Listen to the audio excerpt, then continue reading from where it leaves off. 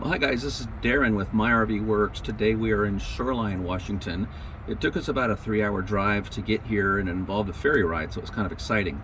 You'll see that I'm in a very confined space, so I'm going to apologize ahead of time if the camera angles and everything are a little bit rough.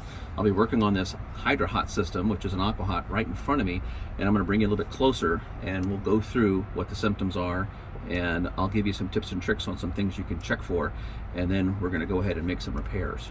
Okay? Let's get started. Okay guys, so here we have the AquaHot. Right here is the AquaHot. It is an HHE 500, what is that? 500 07M. Okay, so it's an old AquaHot system. Now AquaHot and AquaHot are basically the same. They just changed the name. Same company, same owner, same everything. I heard there was a rumor going out that AquaHot went out of business and AquaHot bought them. That is not a correct rumor. AquaHot and AquaHot are the exact same business. No different than Facebook changing their name to Meta, okay? So I was trying to visualize the best way to present to my audience what's going on with this AquaHot system, and I might call it an AquaHot. And what we're gonna do, this system has multiple failure points, okay?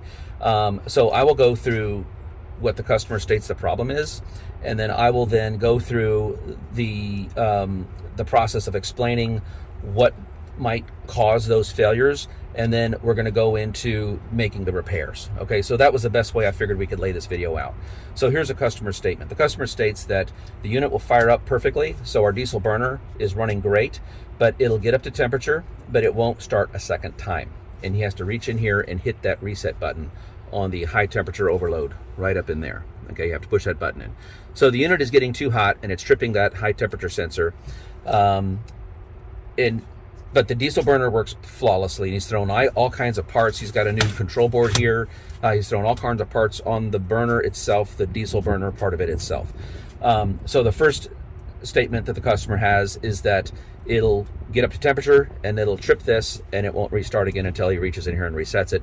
Then it'll fire off again, get back up to temperature, trip that, okay? The second thing that he states is that when he goes to take a shower, there's hardly any hot water. It starts off hot and then the water kind of peters out, and it's having a hard time maintaining its hot water. Okay, so that's another symptom of the problem here. And then a third problem he has is he's got half of his coach will have, like, let's just say he's got 3 zones, okay? The front zone is gonna be the galley salon area right when you walk. It's a big Class A, okay? So you walk in the door and he's got heat in the cozy heaters at the floor level that are heating up the salon area and the galley. But then this one would be zone 2, that's the bathroom, and here's zone 3, which is a bedroom. And he never gets heat in these areas here, okay? So there's our 3 problems. 1, the unit is getting too hot, tripping our high temperature sensor. 2, he's only able to get a shower. It starts off hot and then the shower hot water peters out. And 3, he's got heat in one of his zones, but the other 2 zones he does not, okay? So we can turn the unit on right now. You can hear the engine, the diesel burner fire off, and the diesel burner sounds fantastic. There's no smoke coming out of it. So what that tells us is that the diesel burner portion of this is working fantastic. There's no problems with the coil. There's no problems with the electrode gap. There's no problems with the filter, with the nozzle, this control module. All that is fine, okay? Now, now when I run this, I've run it already. When I run it, I do start to smell some of the boiler antifreeze. Now today, Dakota is our cameraman because we're in tight quarters. So Dakota, pan over here to this reservoir, okay? This reservoir is empty, okay? And if you pan back over here where I've got this red tube going in, if you peek inside of that, and I'll take the camera and show you inside, the fluid level is pretty low. This black module right here with the wires coming out of it, this is a float sensor. It's kind of like in the back of your toilet. It floats up and down.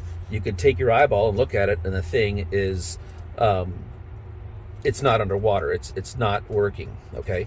So one of the symptoms is that this float sensor more than likely is bad. Now the way you test that is you would find your wires, they're in here, okay? You would find your wires and you do a continuity test on it. Now we're getting continuity on it even though it's not closed. So at this point it seems pretty obvious that the float sensor has failed, and that is why this unit is able to operate with low fluid. Another thing you can do, here, let me take the camera for just a second, Dakota. Okay, Up here on your control board, this is going to be JP1, JP2, JP3, JP4. So over here, the very top one is going to be LLCO. So that's low level cutout. So you can do your testing on these two wires right here, or you can do your testing at this point and or where the wires connect. There we are, right at this point here. Okay, so when I was running this unit, I had continuity on those two wires up at the top, even though the fluid is low inside. Now, while I've got here, I'm going to have to reposition to get the camera. Okay, so one of the problems we discovered is that the float sensor is not giving the proper indication that there's not enough fluid in this reservoir.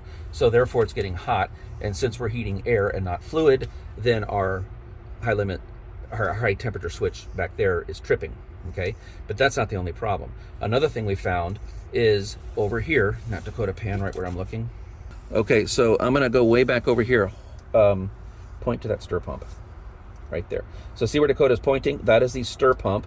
And if you look at the plumbing lines, we're going to demonstrate, well, not demonstrate, we're going to explain to you what that stir pump's job is, and then point to these pumps over here. Okay, so those two pumps are the zone pumps. So let me explain what these pumps are all about. There is a little differences in their jobs.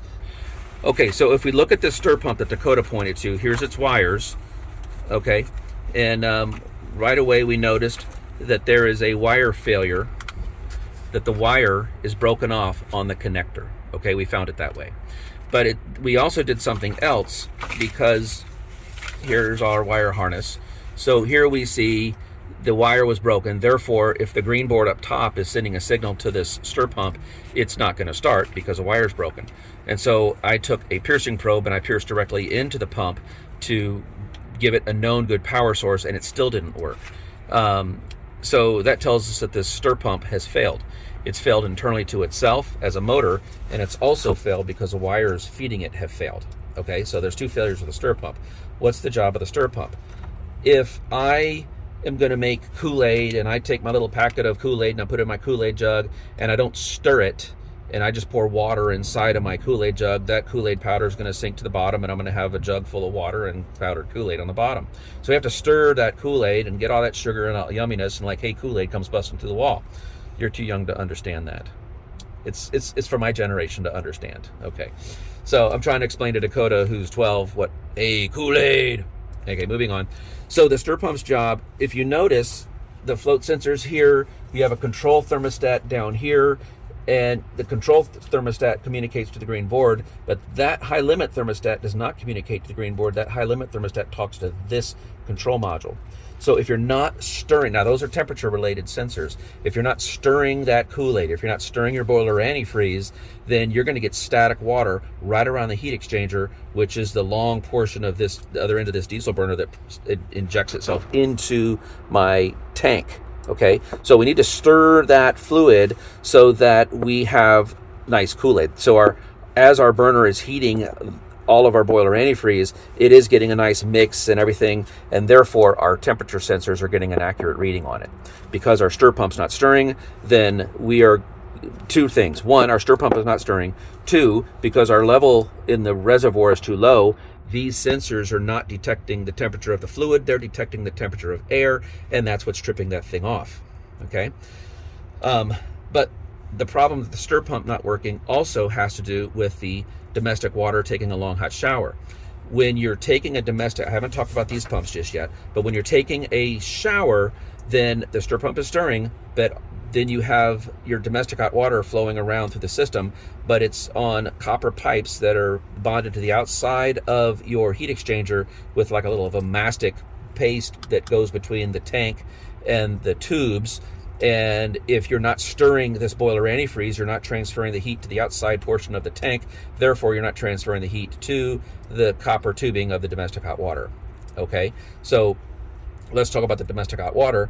Because our stir pump is not stirring, then it is, and because our level is low, we're not maximizing the heating inside of our boiler to get our boiler antifreeze temperature to heat the tubes that go around the tank that have the domestic hot water in them that go to the shower. there are two other things that could cause your shower to not be at temperature if you're getting short showers with your AquaHot. One of them has to do with the amount of the gallons per minute of hot water that the AquaHot can produce. Now, I know that's in the manuals. I don't know if it's on this legend right here, but if you changed out your shower head to one of these high flow shower heads, it's very possible that you have more water flowing through that shower head than what the AquaHot can keep up with, or HydroHot, okay? So you need to do the math to determine what your rating is on your AquaHot, how many gallons per minute it can produce, and to make sure that your shower head is below that, okay? The other thing it could do on the back side of this, opposite side of this whole piece of equipment here, there's a temping valve where it takes the hot water from the boiler, it takes the cold water coming in, and it might mix those. And there's a knob on there that you can adjust. Sometimes those temping valves will get filled up with what is it, that white chalky stuff, like a calcium buildup or something. I've heard people that will run vinegar through that, but I have replaced quite a few temping valves. So if your shower is not giving you the water that you want, it could be the gallons per minute is flowing through your system too much, and maybe because you went and got that fancy new shower head that you really love so much, but it's letting too much water flow through it. It could be your temping valve on the back side of this that's fouled out and not letting the water flow from the hot water side. Third, it could be that your boiler antifreeze is too low and not filling up the whole reservoir, therefore only half of your copper tubes are being exposed. In this instance, that was the case. And also the stir pump is not stirring, so you're not moving your hot water around. So those are all things that are wrong with the hot water side of this, and that's just by understanding the customer's statements and doing some simple diagnosis. We have not checked the flow, the gallons per minute. We haven't checked that, and we also haven't checked the temping valve. So what we're going to be doing is replacing the stir pump and replacing the float switch and flushing and filling the boiler antifreeze. And only at that point would we be able to check the temping valve and the flow through the water. So that's the issue with the domestic hot water only having short showers. Now, he's got a zone that's not producing any heat. These are zone pumps, okay? One of his zone pumps has failed, and it's this one right here. The zone pump has failed, and we have verified that the control board, the green control board, I'm trying to grab the wires down here. I don't know if you'll be able to see, but we have verified that the control board is sending power to the zone pump, but the zone pump's not turning. And then I've given the zone pump a known good 12-volt power source, and the pump is not turning also. Now, this zone pump is working just fine. This zone pump is handling, remember we talked about the salon working? Well, when he calls for heat in his salon, this pump is pumping and going to the salon. But when he calls for heat in either his bathroom or his bedroom, this pump isn't pumping, therefore we have no fluid, the boiler antifreeze, going into the coach, okay? Now, if you're not getting heat coming out of your little cozy heaters on the bottom, it could be the circulation pump. Up here we have a check valve. The check valves will fail. Sometimes you can just bang on them and get them to work again. It could be the cozy heater itself. So since we're discussing all this, let's say that you're not getting heat in one of your zones, then make sure that your pump is pumping, okay? And I use a FLIR meter, which is one of these meters, gives you a nice big screen, and you can just pass it over and it shows you things. And I will get this thing up to temperature about 180 degrees where I'm going to want my water, and I'm going to turn on a zone, and I will then be able to follow the trail of heat signature on my FLIR meter and see if this is hot, and if this gets glowing hot, but this isn't. Now I know I have a check valve by just shining my little FLIR meter at things. Sometimes the check valves fail and you have to replace them. Sometimes you can just bang them a little bit. So now I've got heat coming through my pump. My pump is good. I've got heat going through my pump. I've got it through my check valve. I'm going into my coach. And then I would take my FLIR meter and I would shine it on those cozy heaters. I expect to see heat signature on my tubing feeding on my cozy heaters. The cozy heaters are all daisy chained. You can, different manufacturers do this different ways, but if this is here's my cozy heater right here, and then I've got my boiler, my tube feeding the boiler antifreeze on the feed side, and then there's a tube coming out of it. So the boiler antifreeze goes through this small little radiator thing, and behind the radiator is a fan, and then the fan gets turned on and it blows the heat from the coach through the radiator, and there's where your heat comes from. But the fan gets its marching orders from our green board right here. But the fan, sometimes you'll have your fans, and some manufacturers will take a thermostat and wrap it around the incoming boiler antifreeze line feeding the cozy heater. And so even though my green board said fan start, it still has to make it through this thermostat to verify that I have hot boiler antifreeze in my line before I turn on my cozy heater. If I don't do that, then it's very possible that I'm blowing cold air into the coach, and we don't want to do that. So if there's a delay between when you turn on heat for your zone and when the cozy heaters turn on, it's probably because you have an additional thermostat on the in-feeding tube feeding the cozy heater, okay? So you, going back to the FLIR meter, we would verify we have heat here leaving the boiler, leaving my stir pump, making it through my check valve, working its way through all of the radiators. It'll work through the radiators just fine. It just won't have the fan turn on. Once we're at temperature, the fan should turn on. So that's how that circuit works. I don't think this one has it. It depends on the board, but sometimes the boards themselves will also restrict turning on your zone pumps until your boiler is at temperature. So the takeaway from that is, let's get your boiler to temperature before we just automatically assume that my zones aren't working. Now, one more point I'll make on these pumps. Over here we have the stir pump, and here we have the zone pumps. On your cover to your green electronics control board, it will say pump 1, pump 2, pump 3. Pump 3 is overwhelmingly going to be your stir pump. Pump 1 and pump 2 are your loops, loop 1 and loop 2, okay? So if the AquaHot is running, it should have the stir pump running. But as soon as one of the zone pumps comes on, or these loop pumps turn on, either pump 1 or pump 2, when either one of those turns on, then the stir pump turns off. So at no point will you have a stir pump and a loop pump running at the same time. Okay?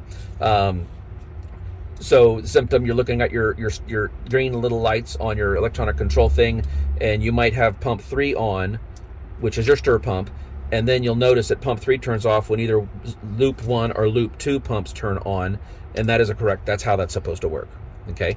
The other takeaway from this is, if you are doing domestic hot water and you are calling for taking a long hot shower, then your loop pumps will turn off and your zone pump will turn on.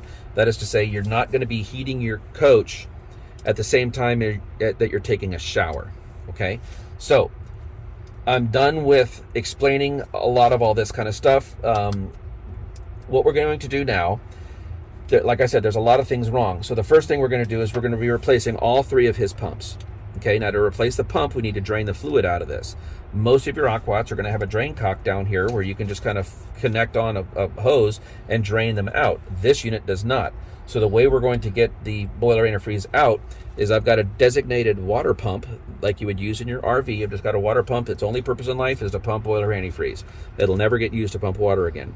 And so then I've got some PEX here, and I'm stuck inside the top of the radiator cap, if you will, okay, that boiler cap. And I'm going to build myself a couple more PEX lines to connect to my pump, and then we're going to pump it into a big jug. We'll probably, Dakota and I will get out of the small hole and show you that process. And what that's going to do is get my boiler antifreeze out of the unit. There may be some residual floating around, and then we'll start taking these tubes off. I'm going to move the motor out of the way, the big burner. I'm just going to get out of the way to give me some room. And then we'll start building the new pumps on with the new lines. When we get all the pumps out, way over here is my heating element. We're going to be taking the heating element out. Off the top of my head, I've already done the math on this, because the ohms value to this heating element is not correct. So when he turns on electric, that was one of his other complaints on these units, is that it does not work on electricity. Well, on the electricity, you have this little ice cube fuse looking thing that was melted, and I'm not getting the correct amount of ohms resistance off of my heating element. So we're going to be replacing 3 pumps. We're going to be replacing the heating element for electric heat.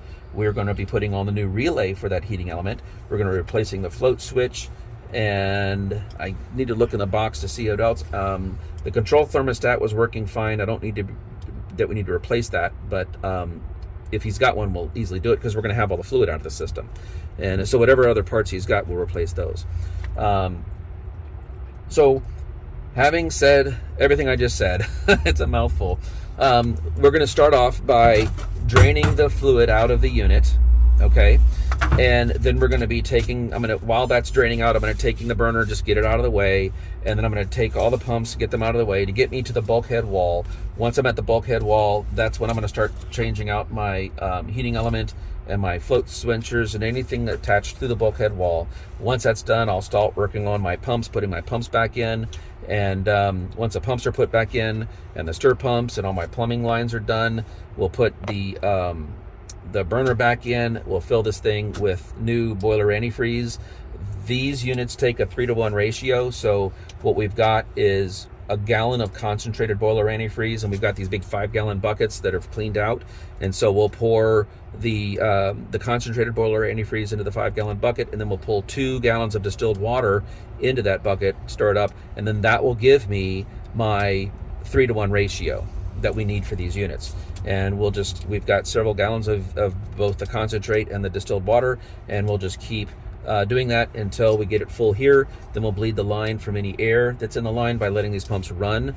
The stir pumps should never be run dry, and so we need to make sure that there's antifreeze in them before we start running these pumps and getting all the air out of the line. And then once we get all the air out of the line and we're satisfied with that and we're running it and there's no more bubbles coming out of here, then we'll go ahead and fire it up. And at that point, we're at basically step 1 to diagnose this thing, because at that point we know we have good pumps, we know we have good float sensors, we know we have good electric, and hopefully that's the only thing wrong with this unit. We don't know if there's a leak, and we don't know if the check valves are stuck, and we don't know about the gallons per minute and the temping valve. So we won't know that until we get all these other things done. So with that being said, and that's why I was saying I wasn't exactly sure how to put this video together, just have you guys watch me working or just go ahead and do it. Because quarters are very tight in here, and it takes us a few minutes to actually get into this position, I don't know how much I'm going to be videotaping of the actual physical work being done, but periodically throughout the day, I'll bring you in and I'll say, okay, here's where we are with this project, here's where we are with this. Okay, so that's my arrangement with you guys watching, and hopefully this will add value to you if you have one of these old systems. And as we progress throughout the day, we'll keep you updated. All right, so we're gonna get busy. Now, the next thing I'm gonna do is take my camera and a flashlight. I'm gonna take the camera and show you down inside of where the radiator cap is, or it's not a radiator cap, but you understand. I'm gonna show you inside of there, and we'll show you the float switch, and then I'm gonna get busy, okay? Okay, folks, so here is inside of the cap. There is the cover, the screw-on cap, and if I can get the angle, I can see it, but there's a little, I can't even get my head in there to see what we're looking at, but I can kind of make out that you guys are able to see inside. So that is the boiler antifreeze. You can kind of see it's a little bit lower than it should be. That should be near the top. So we're down quite a few inches, okay? So we don't want to just add new stuff into it. So we're not, okay? So let me pull this out of there. All right. So you were all the way inside of there, and yeah, so I'm going to be draining that, pulling these pumps, the stir pump over here, and then these pumps, and then just so you see, I'll be going in there where the heating element is. That also gets a relay that's melted, and then right up here is going to be our level float sensor, and we can see that inside the opening. I just don't know if, and then right up in there where that black and red wire is, there it is. Oh wow, that light just turned on. Outstanding. How'd that happen? Okay, that's your control thermostat, which talks to the green board. This one here with the push button right in there, that's the high limit thermostat. That does not talk to the green board. That talks to our boiler controller right here. Now on the green board, so if we go to our electronic control board, that LLCO, that's low level cutout, and then the T-stat. So those 4 terminals right there, the LLCO is the black float sensor on the upper left, and the T-stat, and again, you're gonna get a continuity change on those. If we go down on this, see where I have pump 1, 2, 3, plus and minus, those are controlling the pumps. So you can take those wires and put 12 volts on them at that point right there to do your pump testing, okay? And then over on this terminal block, you'll see fan 1 all the way down to, I believe it goes to 5. I can't see it, guys. I've got my hand in there. I can barely see it. So you're going to have your fan plus and minus. Those are where your cozy heaters get their marching orders from. So if your cozy heaters are not working, you can take your meter and touch it to the plus and minus and see if this green board is sending out 12 volts. But I would caution, I would not expect it to show 12 volts until we have 180-degree temperature. So let this thing get up to temperature, then check for 12 volts. Some boards will do it right away, but most of the boards are waiting until the antifreeze is at temperature. And then the thermostat is a signal coming in. One of those wires is going to have 12 volts. It's just like the furnaces. If you've watched my furnace videos, it's going to go into the village, make somebody connect those two wires together one way or the other and come back. And then once that happens, this board gets that message that it's wanting heat for that zone. Okay, so let me pull out. And then down here we have, I've got it disconnected. You'll see I've got this plug off right here. That is where we make an Aqua Hot box, which I'll be using here in just a little bit. That is where our box connects, is right in that. You disconnect that plug and you plug our box right into that spot and it fires off the Aqua Hot right away. And so you don't have to get in and out and go back and forth to the coach. Makes it really handy. In my planning, I am planning on making another control module for that board right there, and I'm going to plan on making another control module for these as well, for diagnosis, etc. Okay, so but that's another day. So let me crawl out of here. Okay, so I think that's enough talking. Let's get some work done, but I hope I added value to you guys. If you guys are having issues with your AquaHot, and so I need to get some work done. So here we go. Okay, so as advertised, we're sucking out the fluid out of the top of the tank, following our red line with PEX that I've kind of assembled.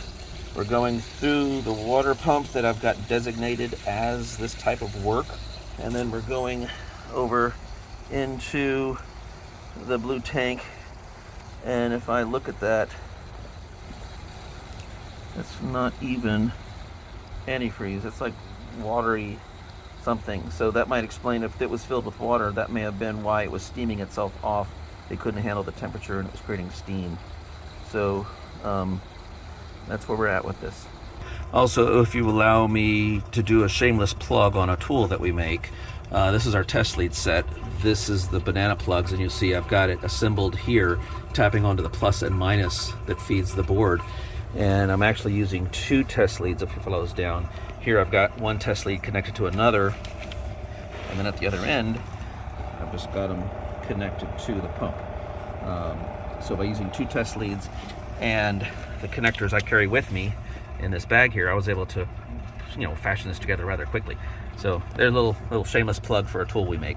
That's called the test lead set, and you go to our website, myrvworks.com. You can click on the tools tab, and there you go. Okay, this is what we got out of the AquaHot, HydroHot. I'm smelling it, and it does not have that boiler antifreeze smell, so mostly that just looks like dirty water. Normally this product has a little bit more of a, kind of like an oily, it's got a very strong smell to it, but so that's what we sucked out of it. So that may have been part of the problem, is that we weren't getting good heat transfer from that. This is the hole we have to get into to get to the job. Okay. So just real quickly, here's where we are. We've got everything drained out. By removing the burner head, look how much access I have to get into the work area now. So that kind of makes it a little bit nicer. So, and when we pulled it, it also revealed that it could probably use a bit of a cleaning. We've already taken it away from the area, but so yeah, we'll clean up some of this. But now I can actually get into the work area by removing that burner head. So what we'll do now is take these pumps out of here, and then that'll bring me all the way up to the bulkhead wall, and then I'll start attacking that heating element. And then this, I looked in the box, all we have is a new one of these, which proved to be failed, and we have a new heating element and a new relay. So that's what we're aiming to get to right now. Okay, we've got all of the pumps removed. Here's the stub outs for the stir pump. Here's the stub outs for the zone 1 and zone 2. I say zone 1, zone 2. That's not correct. It's loop 1, loop 2. Each loop has zones pulled off of it. So like this would be loop 1, and it makes a loop through the front half of the coach, and it could have up to 2 to 3 zones off of that loop. This loop is loop 2, which will go to the rear half of the coach, and then that loop could have 2 zones, 2 to 3 zones on it. One zone might be basement, one might be bedroom, one might be bathroom, and then this one could have loop 1, and it might be the kitchen might have, or the galley, excuse me, might have its own temperature zone, and then maybe the salon might have its own zone. So when you're dealing with your thermostat and you're calling for zone 1, zone 2, zone 3, if the zone is associated with loop 1, then loop 1 pump would turn on. Okay, got it. So now I've got access to that heating element, and I've got a socket to get that off, and that's what I'm going to fight right now. Now, another thing I wanted to mention, I haven't disconnected these wires yet. I don't want to be I just want to be dumb. So it's like spark plugs. You've heard me say that in my other videos. So when I replace this fitting, that's when I will disconnect the wires and connect them back. Here we have the pumps. Okay, so I've got the old pumps. They're still connected, so I can say zone 1, zone 2 on the pumps. Okay, so that's why they're all thrown up on top, so when I bring the new pumps in, I can just move the wires over. The stir pump was disconnected. That is this one here, and it was the one that was already broken, if you could make that out. Okay, so now I'm gonna fight to get this thing off. Hopefully it'll come out, but sometimes those are really stubborn. So that's where we are with the project. Okay, let's bring everybody up to speed. We've been working a lot. I don't know where I left off on my documentary, but so here's what we got. These are the replacement kits. These are the pump kits, and when you get them, they're going to get all these different hoses. It turns out that on this job, all I'm going to need is these belled ends, and then I'll cut these to length when I get them down inside. I'll show you that in here just a second. So I've got all these prepped out here where I can stand up. These are the clamps that come with the kits, and then these are going to be the constant tension rings that I will be affixing to these ends, the barbs, once we get little stub outs, and then little whisker pigtails that are going to connect to the motor. So this is what I'm going to go under with. There we go. Okay, so down here I've taken some simple green, there we go, and I've cleaned up the best I could. Some of that's stained. The old motors were riveted to the base here, so we had to drill out the rivets and get the old plates out. So the new ones, the new pumps, have those little black semicircle brackets, and I will drill holes, snap the brackets in. That will hold the new pumps, and like you saw, those little black hoses, they will connect to all these stub outs, top and bottom, the stir pump here. We've got the heating element installed, the relay installed, the float switch installed with the wires on the top side, and we've gone ahead, just like spark plugs, we've connected our new wires to it. And so the next part is mounting the pumps, cutting the plastic, the hoses, and putting the constant tension clamps on them. And at that point, we will start filling up the system. Okay, so that's where we're at with everything. We're refilling the system. We've got all the pumps installed up to their bulkheads, and we've got the new part there, relay there, 3 new pumps, 1, 2, 3, all attached to the bulkhead. We've got 3 gallons in it already, and I've got my dedicated, I call it my green pump, my dedicated pump, and the other end of it, we're gonna follow the line. It's gonna be out here with Dakota. So there's our empty bottle. So we have 1 jug of concentrated boiler antifreeze, and there it is there.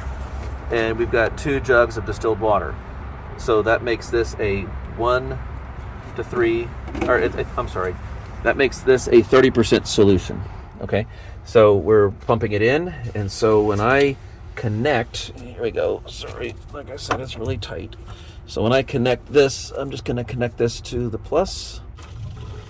Pump just started, and you see the pump pumping, and it's up there. Okay, I'm going to turn this off and get my hands on this stuff. We have filled the reservoir up until it was right at the top of that, And now what I've got is I'm using my test lead to plug into the plus and minus of the board, following it down here, and I'm tacked directly into this motor. So I'm pumping this motor, and we're running. I could feel the fluid flowing through, and that's gone down a bit. Yep, I can see the reflection. And so we're just gonna keep running that. It bubbled quite a bit until I got the camera started. Okay, there it goes, it's bubbling now. So we're just getting all those air bubbles out of the system. We're gonna let this run for a few minutes until it's just not bubbling anymore. Okay, and once it's done with that, we'll move it over to this loop here, and then we'll move it over to this loop here. So that's the process we're on right now. It's bubbling. And then we'll add more fluid as it gets absorbed into the loops, okay? Okay, we've got the diesel burner running. There never was an issue with the diesel burner, but we've got it running right now, and we're trying to get it up to temperature, and then we'll take our flare meter and follow it through these lines. Right now, I've confirmed that the stir pump is running. I've taken my amp meter and confirmed there's amperage going through the wire. This little box here is one that we sell from our sister company. You see that I have the diesel switch on, even though it's upside down. And basically, it just connects right here to the J2 connector on your electronics control module. So this is the one that was on the OEM coach, and I just plug mine right here, so I don't have to run inside of the coach to cycle power or anything. So it makes it real handy. So we've got these on our website as well. On the home page, just click on the tools button, and it'll bring you to our T3 interface company, and you can buy it. We can also test from here, which I'll be doing in just a second. I'll be testing the electric heating element by flipping that switch, and I'm basically going to put my current meter on there. And in fact, let me get set up for that, and I'll demonstrate that. Okay, y'all want to hear something funny? I just told you all about my AC thing, and I didn't have it on record, so hey, it's been a long day. So basically, my clamp-on meter is connected to one of the wires that feeds the heating element, and from right here, I can flip my AC switch, and we heard a click, and we see that we are consuming 14 amps. And we do Ohm's law, Watt's law. The element is 1650 watts at 120 volts. You pull out the math on that, and it gives us Ohm's law, Watt's law of 8 and change on your ohms, and around 14, 15 on your electric heating element.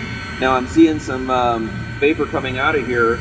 We did have a little bit of an overspillage spilling out of here, so I'm assuming that's probably what that is, but I will be watching for that. The smell is an antifreeze smell, but I am seeing it coming from there. So I'm wondering at this point, is that a leak, or is that just from some of the overfill when it came out the top there?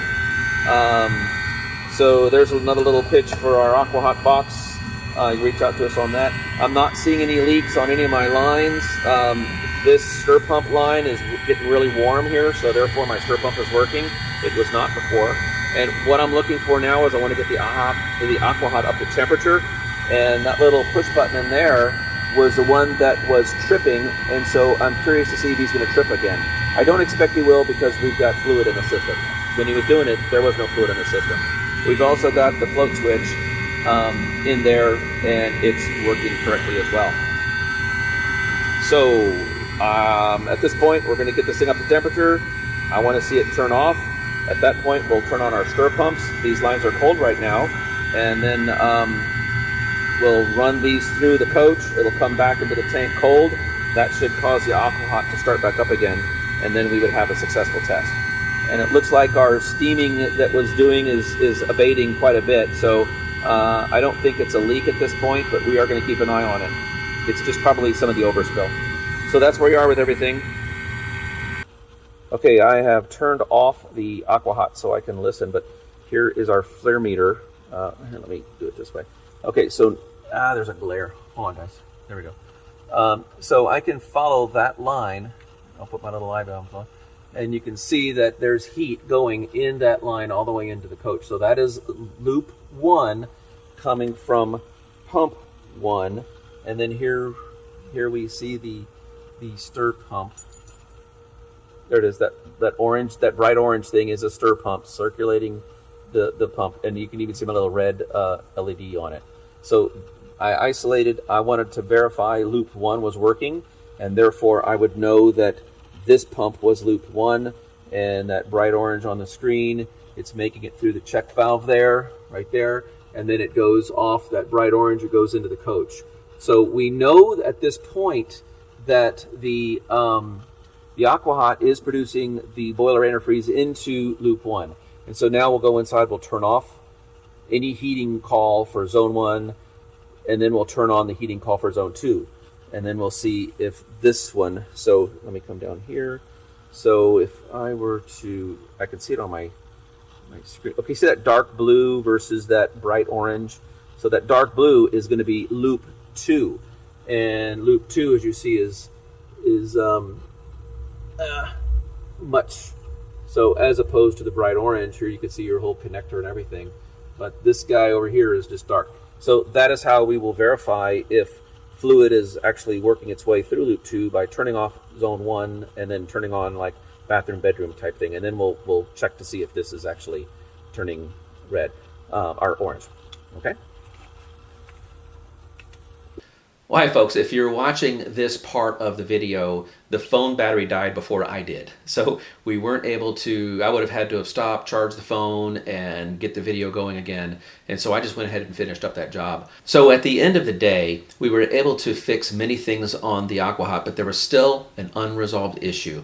And so that is to say, we've proven that the water heater element was working great, lovely, fantastic. We flushed out all the old antifreeze, put the new antifreeze in. We changed out the float sensor, as you saw, and we also, the customer did, it turned out that he did have a high temperature, or just a thermostat, and we also replaced the thermostat for him as well. Now, at the end of the day, after all of that, remember I said that just gets us to the starting point. Once we started to flow and I moved it over to that second zone pump, loop pump, it turns out that one of those check valves was clogged. And so we documented that, and you can feel the pipe. It was loose and squishy, and as soon as we turned that pump on, it got really hard to press. And so I'm taking my FLIR meter and I'm shining, and it turned out to be that the check valve was stuck. And that's something that we had mentioned earlier, and it turns out, and again, like I said, you need to get this thing at least to a starting point before you can start diagnosing some of these other issues. And so we were able to get it to a starting point. There's still some issues. One is the loop pump, the check valve in the loop pump 2 was seized. We banged on it, and it probably at this point needs to be replaced. Now the customer is going to replace that. And but there was another issue that we found, and I really wish that the video, I probably could have charged my phone and done this, but when the thermostat, we were able to read the voltage changing on the green board. I think that's the T-stat up on the, what is that, JP3 connector up on the upper right-hand corner. We were seeing this change of state from normally open to normally closed on that when it was right around 180, 185, 190, right up in that area. But you know what? That AquaHot kept on running, kept on running, kept on running, and even after all the work we did, it was tripping that high limit with a push button in it. So at that point we started looking at the board itself, and on the board, if you go down to the JP-4 connector, which is the one on the bottom right, that's the one that has all these weird letters on it for B7 and C's, all these different B's and C's. That's the green board communicating to that diesel control module. And what we were finding on a healthy AquaHot, I don't have one in front of me right now, but I think it was C7. I'm going to go from memory on this. I think it was a C7 that's supposed to change states to tell the diesel burner it's time to turn yourself off. And even though on the green board we were seeing the change of state with the thermostat changing states, we were always getting a high signal. The diesel burner was never being told to turn off. And so at this point we think that another problem with this AquaHot would be the green electronics control board. It's getting the correct signal from the thermostat, but it's not telling the diesel control burner from the green control board's output, it's staying high. And so the customer, before we got involved, he had already purchased a second electronic control board, the green motherboard thing. And so at this point, I'm confident that that's probably what the problem was. If you get a new one of those, there's these little jumpers that you have to connect. Make sure that, because one board can work for a 650, a 400, a 450, so you got to make sure those jumpers, and like this one was a Hydra Hot, you just got to make sure that the jumpers are set right. And that information is in the service manuals. So anyway, it's, even though we did all that work on it, that got us to where we can actually start diagnosing it. And so now that we're diagnosing it, we still have a check valve that's stuck. We have probably more than likely a green electronics control board that's failed. We have sent a message out to Ericsel, which now owns AquaHot, for a second opinion on that, because I'd hate to, that's like $400, $500 for that board. So when it gets expensive like that, and as many things that is wrong with this AquaHot, I think it was a right decision to get a second opinion on that before we say, okay, Mr. Customer, let's buy a $500 board and it not be the problem. But that's what it seems like. So the battery died on the phone, like I said, so we weren't able to get that finished. It did run late on that job, and then we took the ferry ride home, went to Chick-fil-A, which is exciting because we don't have one where we live, so we got to go there. And then we got home like at 12:30, 1 o'clock in the morning. It was a very long day. So anyway, I don't know how long this video is going to be, but thanks for hanging out with us and learning a little bit more about AquaHots or HydroHots, whichever one you prefer. And so if this was helpful for you, hey man, give us a thumb up. We really appreciate that. If you like this kind of content, you can subscribe to our channel. You can support us on Patreon. We're doing a series on Patreon for our $15 and $25 tier, where if you're interested in starting a mobile RV service business, we've got a series on there that we're working through on best practices and stories from the trail on how you can do it as well on your side. So, hey, thanks for watching, and happy campers say my RV works. And hopefully we can get this AquaHot working, and it'll be another happy camper for us. So thanks for watching. We really appreciate you guys, and we'll see you on the next video. Okay, bye.